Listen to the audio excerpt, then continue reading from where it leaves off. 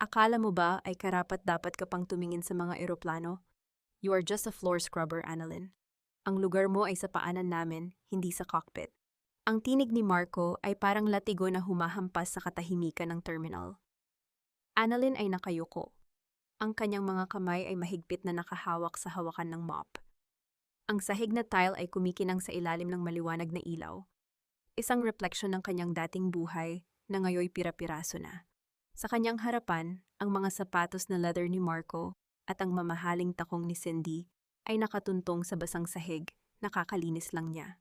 Isang matalim na tunog ng pagtawa ang kumawala kay Cindy. Habang dahan-dahan nitong iginagalaw ang kanyang paa, sinasadya ang pag-iwan ng bakas ng dumi sa malinis na bahagi ng sahig. Annalyn ay hindi gumalaw.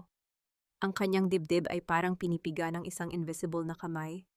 Bawat paghinga ay may kasamang pait. Naaalala niya ang mga gabay na boses ng kanyang mentor noong siya ay nasa langit pa. Ang mga boses na nagturo sa kanya kung paano maging matapang. Ngunit at ngayon, ang tanging tunog na naririnig niya ay ang pangungutya ng lalaking dati niyang tinawag na tahanan. Look at you still wearing that pathetic uniform. Dugtong ni Marco, ang kanyang boses ay puno ng pang-iinsulto habang inilalagay ang braso sa balikat ni Cindy. Don't ever think of getting back to the flight deck. You lost your wings the moment you chose to be a failure in my life. Hindi sumagot si Annalyn. Ang kanyang mga daliri ay namumuti na sa higpit ng pagkakahawak sa bakal ng mop. Ang tanging paraan upang pigilan ang panginginig ng kanyang buong katawan. Hindi siya humagulgol. Hindi siya sumigaw. Ang sakit ay nananatili sa loob. Isang mapait na lason na unti-unting nagpapamanhid sa kanyang pandama. Ang amoy ng floor wax ay humahalo sa amoy ng kanyang sariling pawis at ang amoy ng pabango ni Cindy na tila isang pangungutya sa bawat paghinga niya. Sa di kalayuan, nakatayo si Kapitan Elias sa labas ng gate. Pinagmamasdan ang buong tagpo. Nakita niya ang bawat kurap ni Annalyn, ang bawat pagpigil nito sa sarili. Hindi siya lumapit, ngunit ang kanyang mga mata ay nagbabaga sa pagkamuhi sa kawalang hiyaan ng dalawang nasa harap ni Annalyn. Nang tuluyan ng lumakad palayo sina Marco at Cindy, ang kanilang mga boses ay naglaho sa ingay ng mga pasaherong nagmamadali. Naiwan si Annalyn sa gitna ng malawak na lobby. Ang kanyang anino ay tila mas mahaba at mas mabigat kaysa sa dati. Ang mop ay nakasandal na sa pader, ngunit ang kanyang mga kamay ay nananatiling nakakurba, parang may hawak pa ring kontrol ng isang eroplano. Bakit hinayaan kong maging ganito ang aking tadhana? Ang langit na dati ay sa akin, bakit naging isang malawak na kulungan ng aking sariling pagsisisi? Hanggang kailan ko dapat lunukin ang bawat patak ng pagmamaliit na ito para sa isang pangakong matagal nang naglaho? Ang mga tanong na ito ay dumaan sa kanyang isipan, hindi bilang pag-asa, kundi bilang isang matalim na paalala ng kanyang pagkakadapa. Tumingin si Annalyn sa kisame ng terminal, sa direksyon kung saan lumilipad ang mga eroplano patungo sa kalayaan. Sa sandaling iyon, ang lamig ng hangin mula sa aircon ay tumagos sa kanyang balat, at ang kanyang mga mata ay nagbago ng tingin. Mula sa pagiging biktima, patungo sa isang bagay na mas mapanganib. Nagsimula siyang maglakad, hindi pabalik sa kanyang mga gamit, kundi patungo sa direksyong kabaligtaran ng kanyang dati ng nakasanayan. Ang bawat hakbang ni Annalyn sa makinis na sahig ng terminal ay tila isang pagpapaalala ng kanyang nakaraan. Ang tunog ng kanyang paglakad ay nalulunod sa ingay ng mga gulong ng maleta at ang boses ng mga anunsyo sa flight departure. Sa bawat paglingon niya, nakikita niya ang kanyang sariling refleksyon sa mga glass window, isang babaeng nakasuot ng uniforme ng janitor, ngunit ang mga mata ay may bakas ng isang taong sanay humarap sa bagyo sa gitna ng ulap.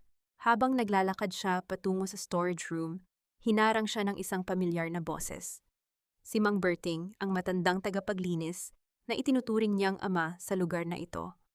Annalyn anak, huwag mo na silang intindihin. Ang mga taong walang utang na loob, hindi deserve ang kahit isang patak ng luha mo. Tumingin si Annalyn kay Mang Berting. Pinilit niyang ngumiti, kahit na ang bawat kalamnan sa kanyang mukha ay tila nakikipaglaban sa matinding pagod at sama ng loob. Hindi ako umiiyak, Mang Berting. Nag-iisip lang ako kung bakit kailangan pang magtagpo ang aming mga landas sa ganitong paraan. Samantala, sa loob ng lounge ng isang exclusive airline, si Cindy ay nakaupo habang tinitingnan ang kanyang sarili sa screen ng kanyang telepono. Sa kanyang tabi, si Marco ay abala sa pag-aayos ng kanyang relong mamahalin. Nakita mo ba ang mukha ng babaeng yon kanina? Wika ni Cindy habang tumatawa ng mahina. Parang gusto niya tayong lamunin ng buo. Nakakaawa naman ang ating dating reyna ng mga eroplano. Sumagot si Marco nang hindi man lang tumitingin sa asawa. Hayaan mo siya. Hanggang janitor lang naman ang kaya niyang abutin. Yun ang nararapat sa isang taong sumuko sa sarili niyang pangarap para sa akin. Sa loob ng storage room, naupo si Annalyn sa isang lumang bangko. Binuksan niya ang kanyang locker. Sa loob ng maliit na espasyong iyon, walang mamahaling gamit. Tanging isang lumang notebook na puno ng mga tala tungkol sa aviation at isang kupas na litrato ng kanyang pamilya. Kinuha niya ang notebook. Ang papel ay bahagyang nanilaw na dahil sa panahon. Dito nakasulat ang bawat detalye ng mga flight plan na dati niyang ginagawa. Biglang bumukas ang pinto ng storage room. Si Kapitan Elias ay pumasok. Ang kanyang presensya ay nagdulot ng biglang pananahimik sa loob ng silid. Magaling ang trabaho mo sa paglilinis, Annalyn. Pero alam nating dalawa na hindi sa paghawak ng mop ang kapalaran ng iyong mga kamay. Nagulat si Annalyn. Tumayo siya agad, ang kanyang puso ay nagsimulang tumibok ng mabilis. Kapitan, hindi ko po alam ang inyong ibig sabihin. Lumapit ang matandang kapitan, ang kanyang mga mata ay nananatiling matalim at mapagmasid. Inilabas niya ang isang dokumento mula sa kanyang bulsa at ipinatong ito sa mesa. Ang lisensya mo ay hindi pa tuluyang binabawi ng Civil Aviation Authority. Nakabinbin lang ito dahil sa mga peking report na isinumit ng iyong asawa. Annalyn, may pagkakataon ka pa. Pero kailangan mo munang magdesisyon. Magpapatuloy ka ba sa pagiging anino o handa ka nang tumayo sa gitna ng bagyo? Ang tanong na iyon ay parang kidlat na tumama sa isipan ni Annalyn. Ang bawat salita ay parang isang susi na unti-unting nagbubukas sa mga pintuang matagal na niyang ikinulong. Tumingin siya sa dokumento, pagkatapos ay kay Kapitan Elias. Ang katahimikan sa loob ng storage room ay napuno ng tensyon na tila anumang oras ay sasabog. Handa na ba akong harapin ang mga taong nagsakripisyo ng aking dignidad para sa sarili nilang ambisyon? Bulong ni Annalyn sa kanyang sarili. Sa labas, ang mga eroplano ay sunod-sunod na lumilipad, ang kanilang mga makina ay lumilikha ng isang malakas na tunog na tila isang panawagan sa kanyang pagbabalik. Ang bawat oras sa loob ng terminal ay tila isang mabagal na pagbitay para kay Annalyn. Pagkatapos ng pag-uusap nila ni Kapitan Elias, hindi na mapakali ang kanyang diwa. Ang dokumentong hawak niya ay hindi lamang papel. Ito ay isang pangako ng kalayaan na matagal na niyang kinalimutan. Ngunit kasabay nito, ang pangamba ay gumagapang sa kanyang pagkatao. Paano kung mabigo siya muli? Paano kung ang mga taong nakapaligid sa kanya ay tuluyan na siyang ibaon sa limot? Habang siya ay naglalakad sa hallway patungo sa break room, biglang humarang si Cindy sa kanyang daraanan. Ang ngiti nito ay puno ng lason, isang klase ng ngiti na tanging mga taong manipulado lamang ang nakakaalam. Annalyn, hindi mo ba napapansin? Ang dumi ng uniform mo? Bagay na bagay sa posisyon mo ngayon. Wika ni Cindy habang inisis ang kanyang sapatos sa sahig, nakakalinis lang ni Annalyn. Huminto si Annalyn. Sa mga nakaraang buwan, lagi siyang yumuyuko, laging humihingi ng paumanhin kahit wala siyang kasalanan. Ngunit sa pagkakataong ito, ang kanyang mga mata ay nanatiling nakatitig sa mga mata ni Cindy. Walang takot, walang pag-aalinlangan. Cindy, malamig na wika ni Annalyn, ang kanyang boses ay hindi nangangatog gaya ng dati. Ang dumi sa sahig ay madaling linisin, pero ang dumi sa pagkatao ng isang tao, kahit anong mamahaling pabango ang gamitin, ay hindi matatago habang buhay. Nagbago ang ekspresyon ni Cindy. Ang kanyang tawa ay biglang nawala, napalitan ng isang mapanirang tingin. Ano ang sabi mo? Huwag kang magmagaling. Sa isang tawag ko lang kay Marco, baka bukas wala ka na sa trabaho. Then do it, sagot ni Annalyn. Dahil sa bawat oras na narito ako, mas lalong nagiging malinaw sa akin na ang buhay na iniwan ko para sa inyo ay isang pagkakamali na hindi ko na kailanman uulitin. Umalis si Annalyn nang hindi na lumingon. Iniwan si Cindy na nakatayo sa gitna ng hallway, puno ng galit at pagtataka. Pagpasok ni Annalyn sa break room, nakita niya si Tita Bening na naghahanda ng merienda. Anak, bakit parang iba ang aura mo ngayon? Tanong ng matanda habang inaabot ang isang tasa ng mainit na kape. Tinanggap ni Annalyn ang tasa. Ang init nito ay tumagos sa kanyang mga daliri, nagbibigay ng kaunting kapanatagan sa kanyang naguguluhang isip. Tita, sa tingin niyo ba, kung ang isang ibon ay matagal na nakakulong, makakalipad pa ba siya kapag binuksan ng hawla? Tumingin si Tita Bining sa bintana, kung saan tanaw ang mga eroplanong lumilipad sa kalangitan. Ang ibon, kahit nakakulong ng matagal, ay hindi nawawalan ng instinct na lumipad. Ang kailangan lang niya ay ang lakas ng loob na tumalon mula sa kanyang pinagtaguan. Sa sandaling iyon, isang tawag ang pumasok sa telepono ni Annalyn. Hindi nakarehistro ang numero, ngunit alam niya kung sino ito. Nang sagutin niya, ang boses ni Marco ay bumungad sa kabilang linya, puno ng panganib at babala. Annalyn, ano ang binabalak mo? Nabalitaan ko ang pinagsasabi mo kay Cindy. Huwag kang magkakamali. Kung may balak kang guluhin ang buhay namin, sisiguraduhin kung wala kang matitirhan o mapapasukang trabaho sa buong bansa. Pangmayang boses ni Marco ay hindi na ang lalaking minahal niya noon. Ito ay ang boses ng isang taong gustong kontrolin ang bawat aspekto ng kanyang paghinga. Annalyn ay huminga ng malalim, ang bawat himaymay ng kanyang puso ay nanginginig ngunit hindi na dahil sa takot, kundi dahil sa matinding determinasyon. Marco, ang buhay na binubuo mo ay nakatayo sa pundasyon ng kasinungalingan, sagot ni Annalyn, ang bawat salita ay may diin. Ang takot na sinusubukan mong itanim sa akin, iyan na ang huling bagay na maibibigay mo sa akin. Ibaba ni Annalyn ang tawag bago pa man makasagot si Marco. Ang break room ay nabalot ng katahimikan. Ang susunod na hakbang niya ay hindi na lamang para sa kanyang sarili, kundi para sa kanyang dignidad na matagal nang niyurakan.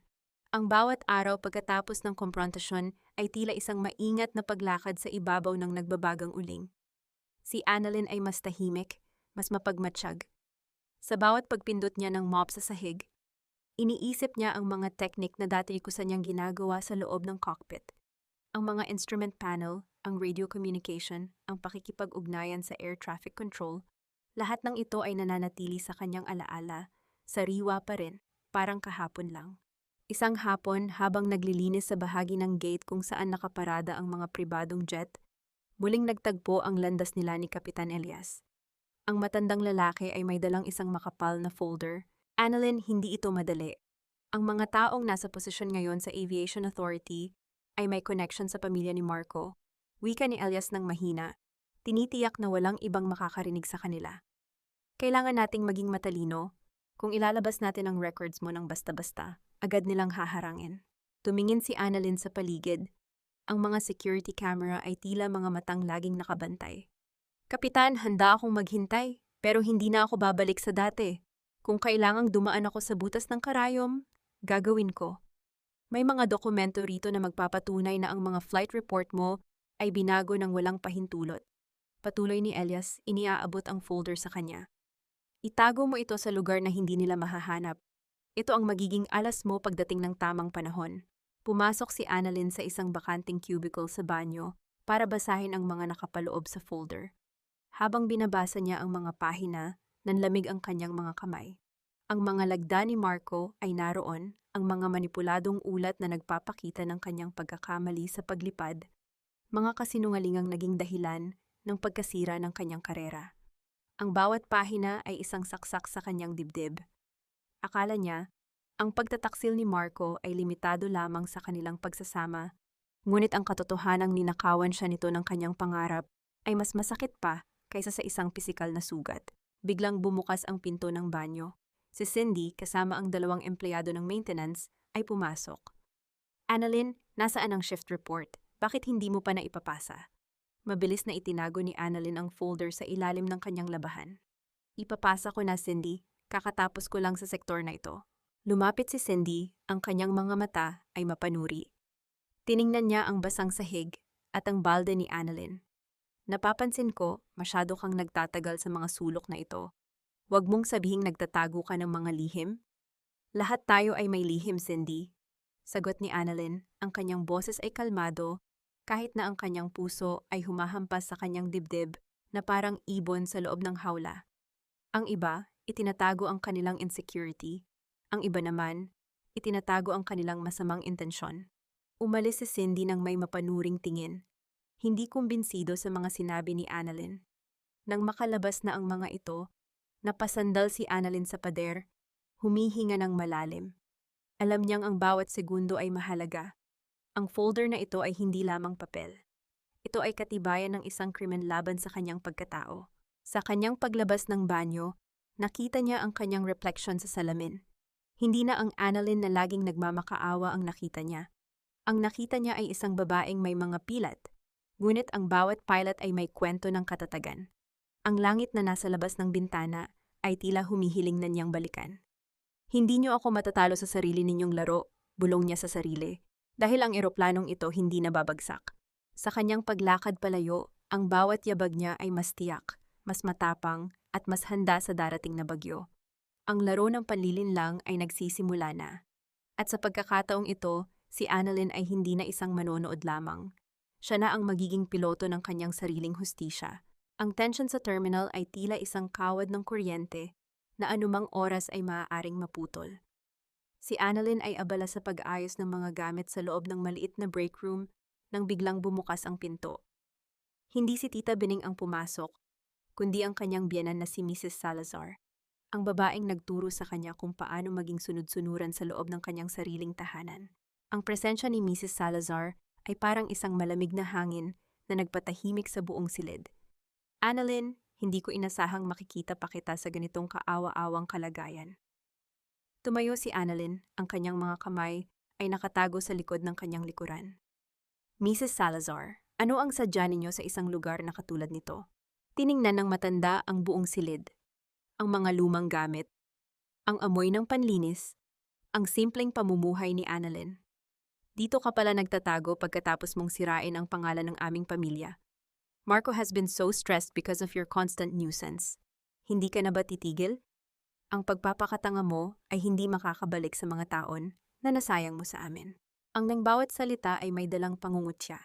Isang matandang pamamaraan ng gaslighting na dati mabisang nagpapahina kay Annalyn. Ngunit sa pagkakataong ito, hindi gumalaw ang mga balikat ni Annalyn. Hindi siya yumuko. Mrs. Salazar, kung may nasayang man na taon, iyon ay ang mga panahong hinayaan kong diktahan ninyo ang bawat galaw ko.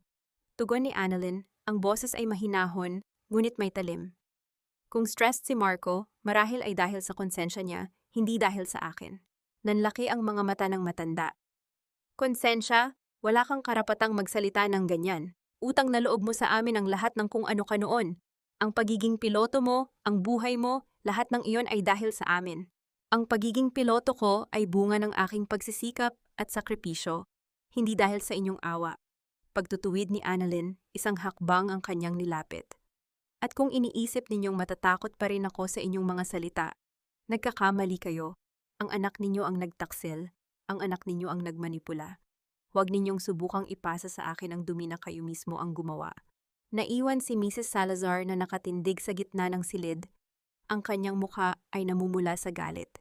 Hindi siya sanay na sinasagot ng ganito ni Annalyn. Pagsisisihan mo ito, sisiguraduhin kong hindi ka na makakaangat pa. Paglabas ng biyenan, napahawak si Annalyn sa lamesa. Ang kanyang mga tuhod ay medyo nangangatog, ngunit ang kanyang isipan ay maliwanag. Ang pagharap na iyon ay hindi lamang isang simpleng pagtatalo. Ito ay pagpapatunay na ang mga kadenang nakatali sa kanya ay unti-unti nang napapatid. Hindi niya namalayan na sa labas ng pintuan, nakikinig pala si Kapitan Elias. Nang umalis na ang matanda, pumasok ang kapitan. Hindi mo sana kailangang gawin iyon, Annalyn. Mas lalo mo silang inudyukan. Wika ni Elias, bagaman may halong paghanga sa kanyang mga mata. Kapitan, kung hindi ko sila haharapin ngayon, hinding-hindi ako magiging handa para sa mas malaking laban, sagot ni Annalyn. Kailangan nilang malaman na hindi na ako ang babaeng nakayukulang sa bawat utos nila. Mabuti, sagot ni Elias habang iniaabot ang isang maliit na envelope. Ito ang schedule para sa iyong unang training flight simulation. Kailangan nating gawin ito ng palihim sa loob ng training center na pagmamay-ari ng isa kong kaibigan. Annalyn, ito ang unang hakbang mo pabalik sa cockpit. Kinuha ni Annalyn ang envelope. Sa loob nito ay ang pangalan ng isang simulator center na malayo sa pangangasiwa ng airline ni Marco. Ang puso niya ay nagsimulang tumibok ng mas mabilis. Hindi dahil sa takot, kundi dahil sa damdamin ng pag-asa na matagal na niyang kinalimutan. Ang langit sa labas ay nagsisimulang dumilim, ngunit para kay Annalyn, ang bawat bituin ay nagsisilbing gabay sa kanyang paparating na pagbabalik. Ang gabi ay malalim na nang marating ni Annalyn ang maliit at nakatagong training center sa gilid ng lungsod. Ang paligid ay tahimik, Tanging ang tunog ng mga kuliglig at ang malayo at mahinang ugong ng mga eroplano sa airport ang naririnig. Dito malayo sa mapanuring mata ni Marco at sa mapanghusgang tingin ni Cindy, pakiramdam ni Annalyn ay nakahinga siya ng maluwag. Pagpasok niya sa loob ng simulator room, ang amoy ng kuryente at ang lamig ng aircon ay nagpabalik sa kanya sa nakaraan. Ang cockpit simulator ay nakabukas. Ang mga ilaw sa instrument panel ay kumukutitap na parang mga bituin sa madilim na gabi. "Handa ka na ba?" tanong ni Kapitan Elias na nakatayo sa tabi ng control console. Huminga ng malalim si Annalyn. Ang kanyang mga kamay ay dahan-dahang gumapang sa manibela ng simulator. Sa sandaling madampian ng kanyang mga daliri ang control, isang pamilyar na pakiramdam ang dumaloy sa kanyang mga ugat. Ito ang kanyang tahanan. Ito ang lugar kung saan siya nagiging buo. "Handa na ako, Kapitan," sagot niya. Sinimulan ni Elias ang simulation. Isang emergency scenario, engine failure sa gitna ng matinding bagyo. Sa isang ordinaryong tao, ito ay isang nakakatakot na sitwasyon. Ngunit para kay Annalyn, ito ay parang musika. Ang kanyang mga kamay ay mabilis na gumagalaw sa pagitan ng mga switch at levers. Ang kanyang mga mata ay nananatiling matalim sa monitor. Binabasa ang bawat data na lumalabas. Altitude, check. Fuel pressure, stable, landing gear, manual override. Habang lumilipas ang mga minuto, nakalimutan ni Annalyn ang lahat ng sakit. Nakalimutan niya ang mop na kanyang hinahawakan sa araw-araw, ang mapanirang salita ni Marco, at ang pagmamaliit ng kanyang biyanan. Sa loob ng simulator, siya ang reyna ng himpapawid. Siya ang may hawak ng buhay ng mga pasahero. Siya ay malakas. Siya ay may kakayahan. Ngunit sa gitna ng simulasyon, biglang nag-freeze ang screen. Isang error message ang lumabas. System access denied. "Anong nangyari?" tanong ni Annalyn. Ang kanyang boses ay puno ng pagtataka. "Mukhang may gumagamit ng server access natin mula sa labas," sagot ni Elias. Ang kanyang mukha ay biglang sumeryoso habang mabilis na nag-type sa kanyang keyboard. "Annalyn, may nakakaalam na ginagamit natin ang facility na ito." Ang bawat hibla ng katawan ni Annalyn ay nanigas. Sino ang makakagawa nito? Ang network ng airline ni Marco ay konektado sa mga server ng security sa maraming pasilidad dito sa rehiyon, paliwanag ni Elias. Maaaring na-trace nila ang unauthorized login na ginawa natin. Sa labas ng pinto, isang ingay ng mga yabag ang narinig nila. Hindi ito yabag ng isang taong nagmamadali, kundi yabag ng isang taong sigurado sa kanyang ginagawa. Si Marco. "Annalyn, lumabas ka dyan." Ang boses ni Marco ay umalingaw-ngaw sa labas, puno ng awtoridad at galit. "Alam kong nandyan ka. Huwag mong subukang itago ang iyong mga ilegal na aktibidad." Tumingin si Annalyn kay Elias. Ang kanyang puso ay nagsimulang tumibok ng mabilis. Hindi sa takot, kundi sa isang matinding paghamon. Alam niyang ito ang sandali ng katotohanan. Hindi siya maaaring magtago habang buhay.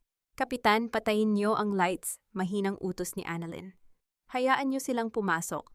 Kung gusto nilang makita ang janitor na ito, ipakita natin sa kanila kung ano ang tunay na kakayahan ng isang piloto."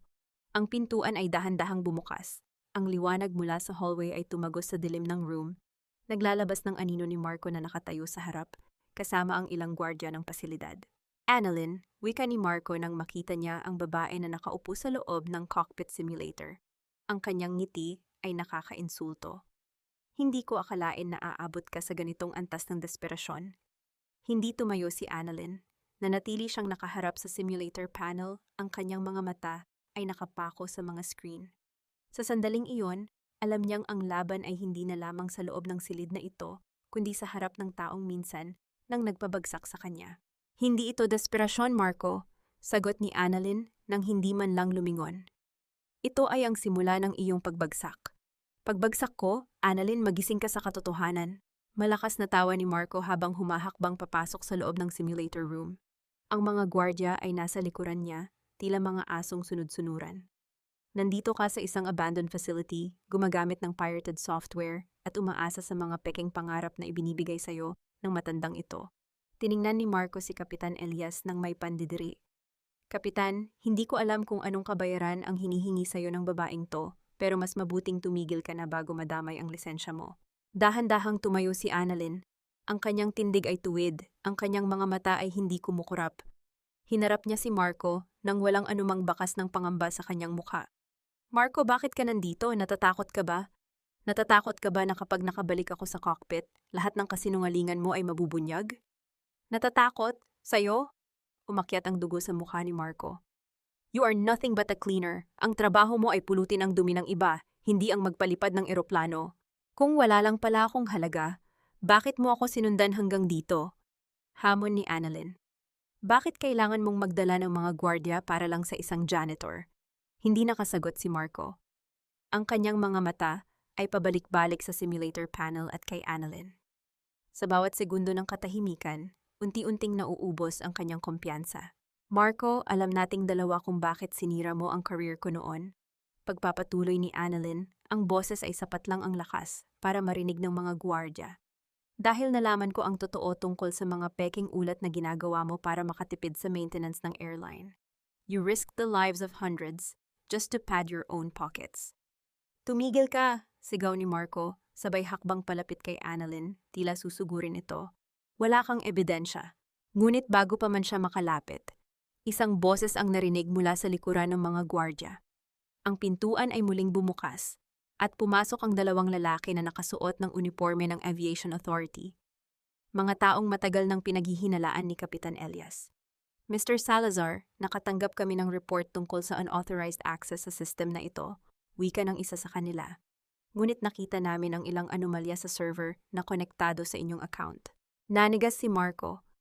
Ang kanyang mukha ay naging maputla, ang kanyang maskara ng pagiging matagumpay at mapang-api ay unti-unting naghihiwalay. Tumingin siya kay Annalyn, ang babaeng inakala niyang madali na lamang tapakan, at nakita niya ang isang taong handa ng manalo. Annalyn, what did you do? Pabulong na tanong ni Marco, ang boses ay nanginginig na sa galit at kaba. Hindi ko ginawa ang kahit ano, Marco, sagot ni Annalyn habang dahan-dahang naglalakad patungo sa pinto, lampas sa kanya. Binalik ko lang ang mga bagay sa tamang lugar nito. Ang katotohanan ay may sariling paraan para lumutang, kahit gaano mo pa ito ilalim sa putik. Habang lumalabas si Annalyn, naramdaman niya ang malamig na hangin ng gabi.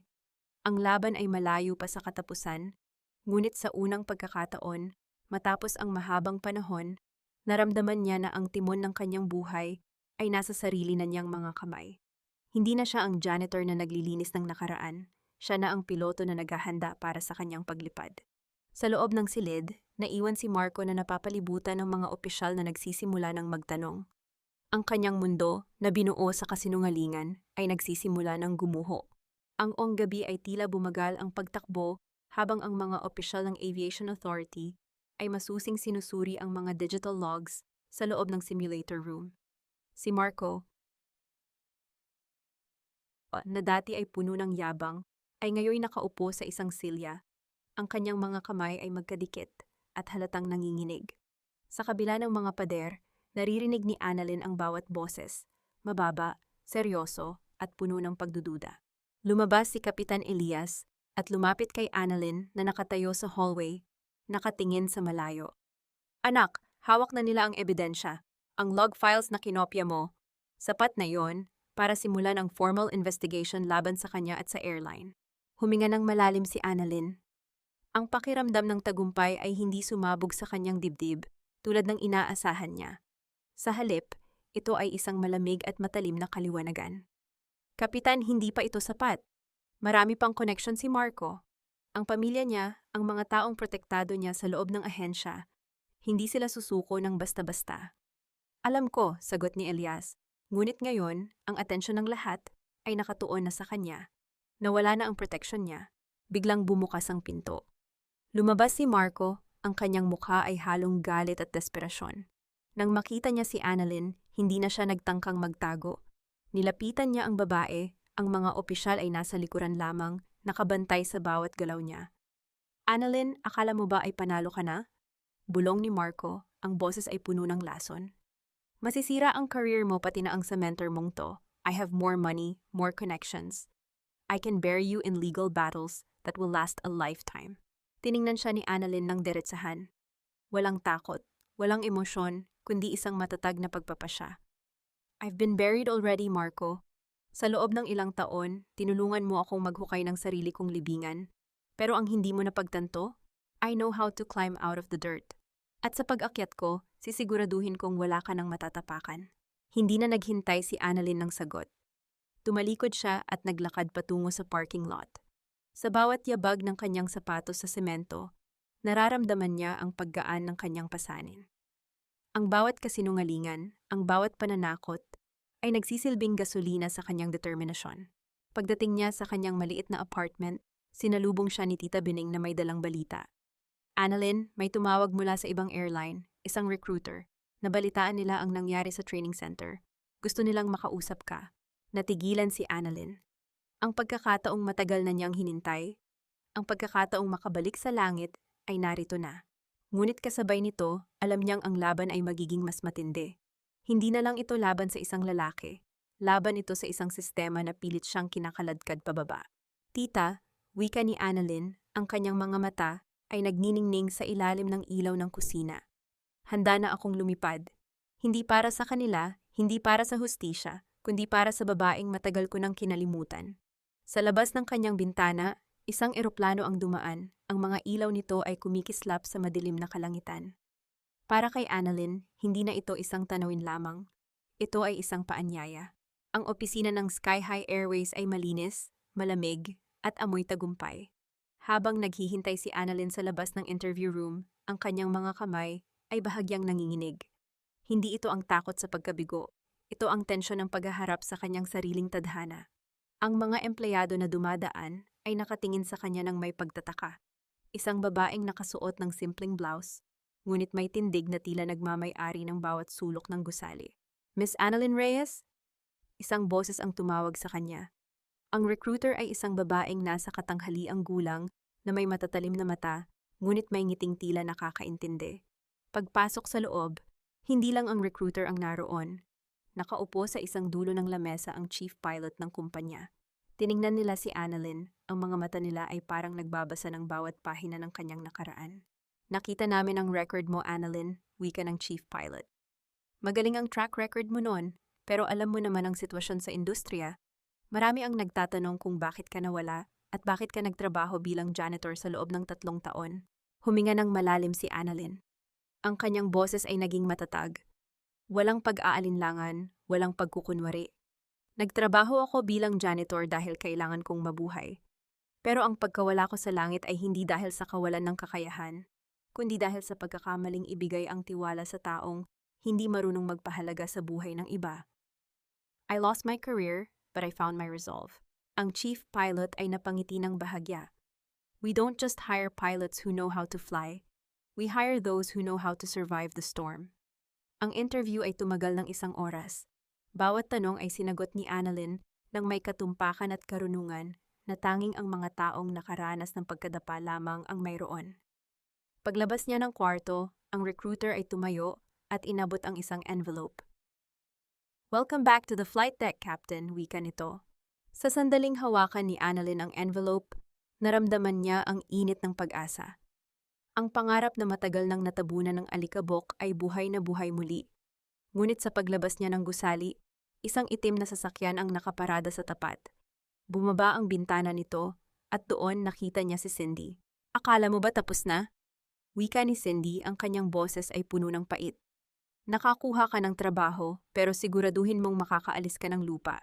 Marco is not giving up. Sa tingin mo ba hahayaan ka naming maging masaya habang kami ay unti-unting nawawalan ng lahat? Tiningnan ni Annalyn si Cindy ng may awa. Cindy, ang totoo ay hindi nyo kailangan ng kaaway. Ang sarili ninyong kasinungalingan, ang unti-unting pumapatay sa inyo. Huwag mo akong idamay sa inyong pagbagsak. Pinaandar ni Annalyn ang kanyang sasakyan at iniwan si Cindy na nakatayo sa bangketa. Bakas ang galit at pagkalito sa mukha nito. Habang nagmamaneho siya pa uwi, ang radyo ay nagpapatugtog ng isang lumang awitin tungkol sa pag-asa. Ang bawat nota ay tila yumayakap sa kanyang pagkatao. Sa bahay, sinalubong siya ni Tita Bining na may malaking ngiti. Anak, kumusta? Tita, wika ni Annalyn habang nakatingin sa malayo, ang kanyang mga mata ay nagniningning. Bukas, hindi na ako maglilinis ng sahig. Bukas, lilinisin ko ang mga ulap. Ang gabi ay tila mas maliwanag kaysa sa dati.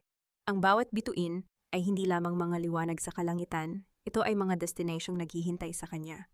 Ang balita ng pagbabalik ni Annalyn sa himpapawid ay kumalat na parang apoy sa loob ng aviation community.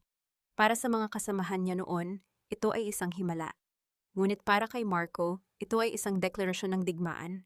Sa loob ng isang pribadong silid sa isang mamahaling bar, si Marco ay nakaupo sa dilim.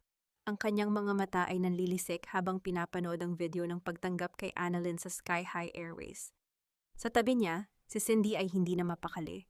Hindi natin pwedeng hayaang magsimula ang flight na iyon, Marco.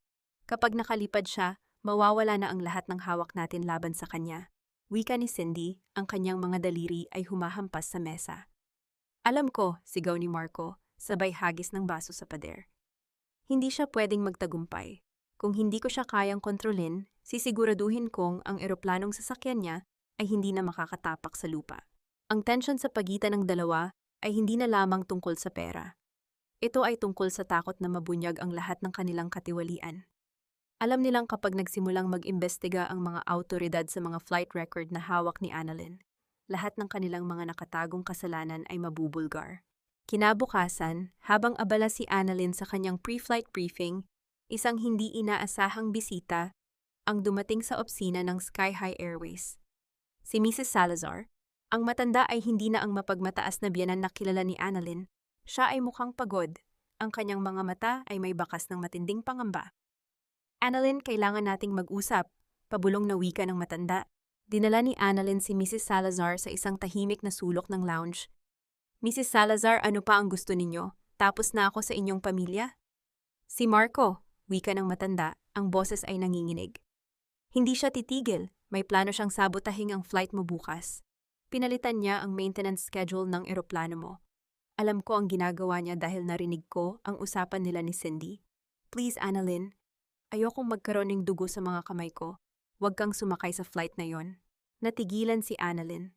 Ang kanyang puso ay biglang tumibok ng malakas. Hindi dahil sa takot para sa kanyang sarili, kundi dahil sa pag-aalala para sa mga pasaherong ililipad niya. Bakit niyo sinasabi sa akin ito? Tanong ni Annalyn, ang kanyang mga mata ay nanunuri.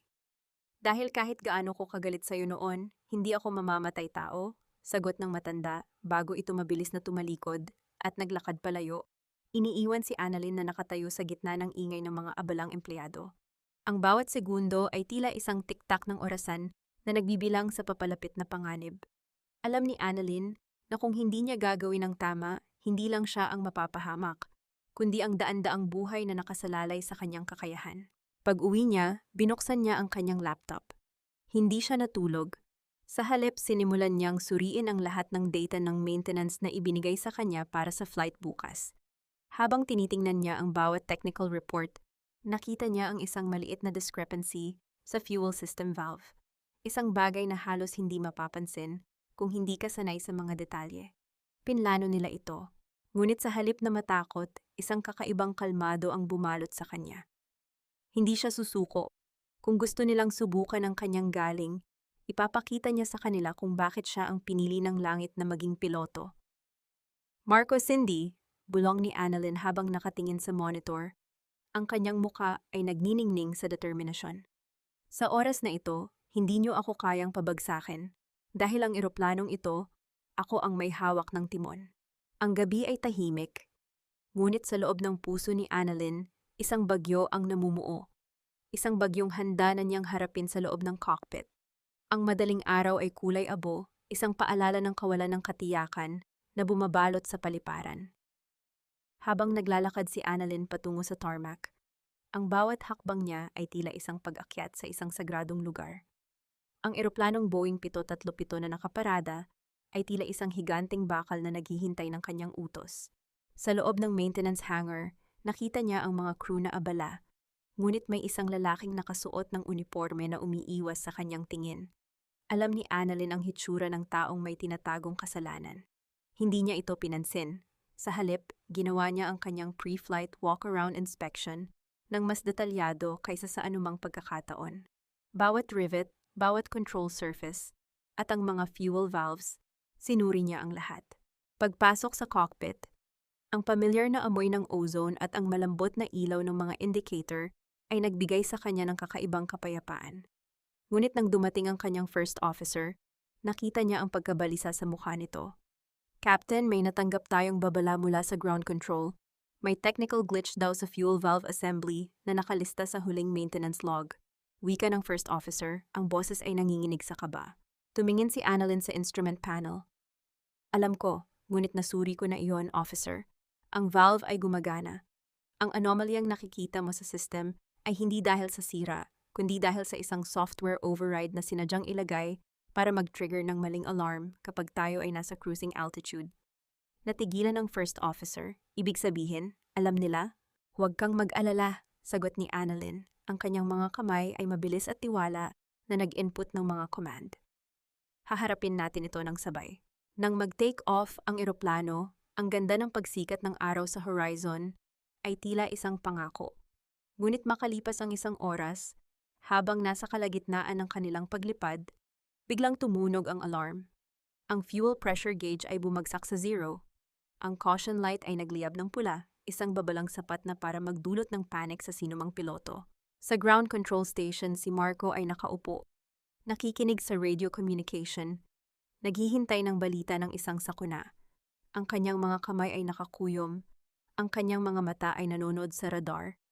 Naghihintay na mawala ang blip ng eroplano ni Annalyn. Meron tayong fuel pressure loss sa left engine. Wika ng first officer. Ang kanyang boses ay puno ng takot. Captain, kailangan nating mag-divert. Hindi, sagot ni Annalyn. Ang kanyang boses ay kasing lamig ng hangin sa labas. Ang engine ay maayos. I-bypass natin ang fuel management computer. Ililipat natin ang fuel feed sa manual override. Ngunit hindi iyon standard procedure. Hindi ito standard na sitwasyon, officer. Sundin mo ang utos ko, utos ni Annalyn. Sa kabila ng ingay ng mga alarm at ang tension sa loob ng cockpit, si Annalyn ay nakatuon lamang sa kanyang mga kamay. Sa bawat pagpihit ng switch, nararamdaman niya ang tibok ng puso ng eroplano. Alam niyang ang bawat paggalaw niya ay pinapanood ng mga computer logs na direktang nakakonekta sa airline database. Kung magkamali siya, siya ang masisisi. Kung magtatagumpay siya, mabubunyag ang sabotahe. Nang maramdaman niyang bumalik ang normal na daloy ng gasolina sa makina, ang mga alarm ay unti-unting tumahimik. Ang eroplano ay nanatiling matatag sa hangin. System back to normal, wika ng first officer, na may halong gulat at paghanga. Captain, paano mo nagawa yun? Hindi sumagot si Annalyn. Tumingin siya sa malawak na asul na langit at sa unang pagkakataon, ngumiti siya. Ang langit ay hindi nagpapatawad sa mga taong gumagamit ng panlilinlang. Sa kabilang panig ng radyo, nakinig si Marco.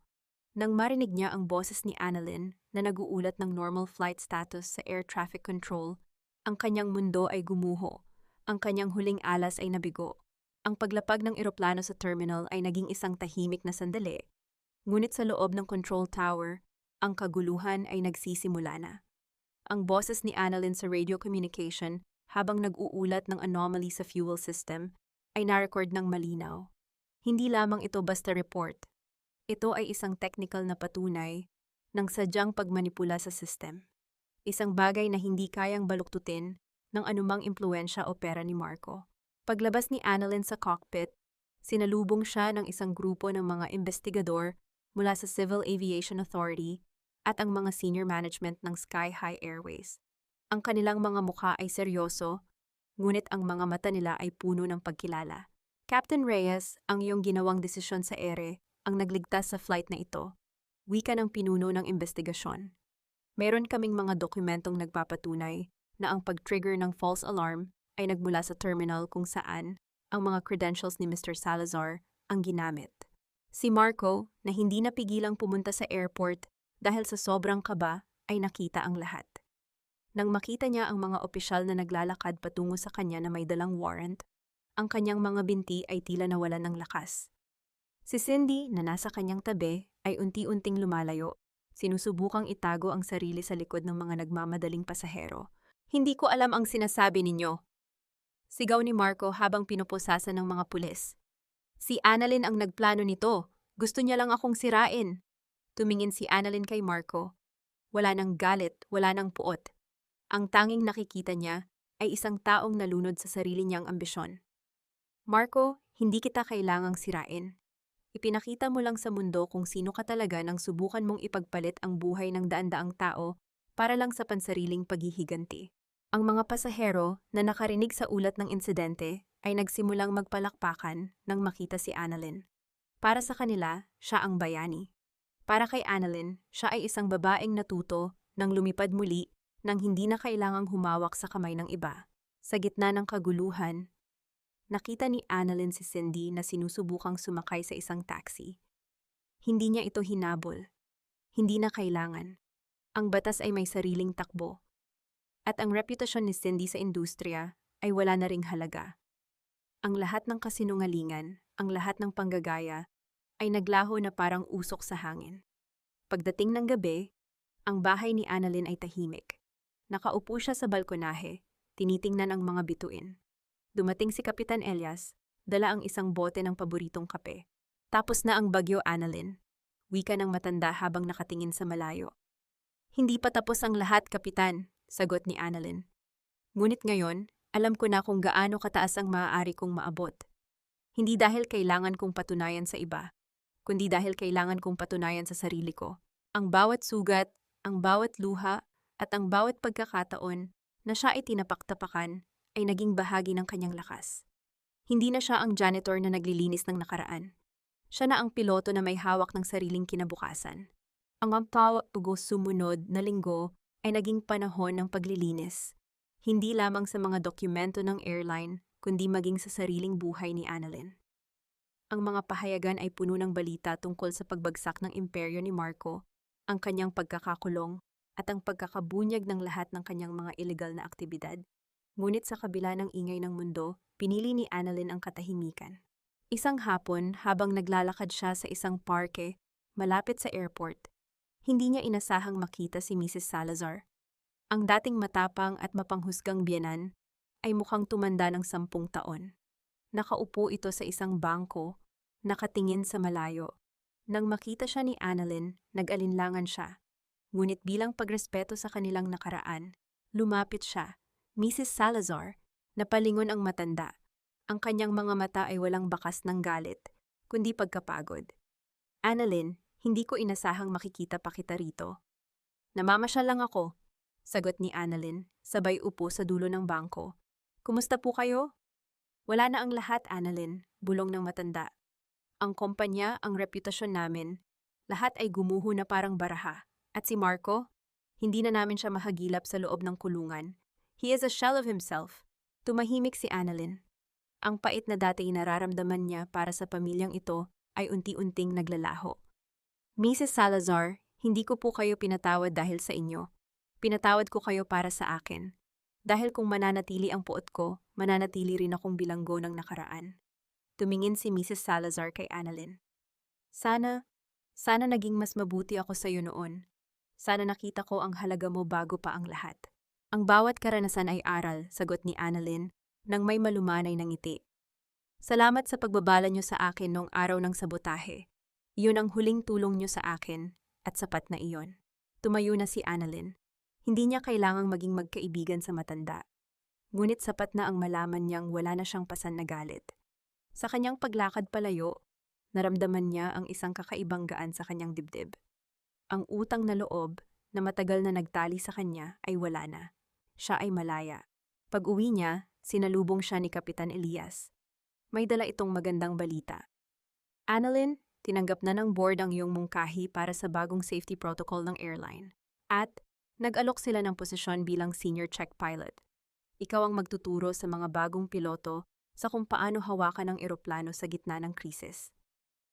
Hindi nakapagsalita si Annalyn sa tuwa. Hindi na lang siya babalik sa langit. Tuturuan niya ang iba kung paano rin manatiling ligtas sa gitna ng bagyo. Kapitan, wika niya, ang kanyang mga mata ay nagniningning. Handa na akong magsimula. Sa gabi ring iyon, kinuha ni Annalyn ang kanyang dating mga gamit, ang kanyang lumang notebook at ang mga flight charts. Inilagay niya ang mga ito sa isang bagong bag. Ang nakaraan ay hindi na niya kaaway. Ito na ang nagsisilbing pundasyon ng kanyang hinaharap. Ang bawat pilat ay hindi natanda ng sakit, kundi simbolo ng tagumpay. Ang bukas ay puno ng posibilidad. At sa unang pagkakataon, ang kanyang mga pakpak ay hindi nagawa sa pangarap lamang, kundi sa katotohanan ng kanyang sariling lakas.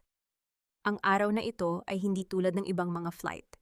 Ito ang unang pagkakataon na si Annalyn ang hahawak ng control bilang senior check pilot at ang kanyang kasama sa cockpit ay isang trainee na puno ng kaba.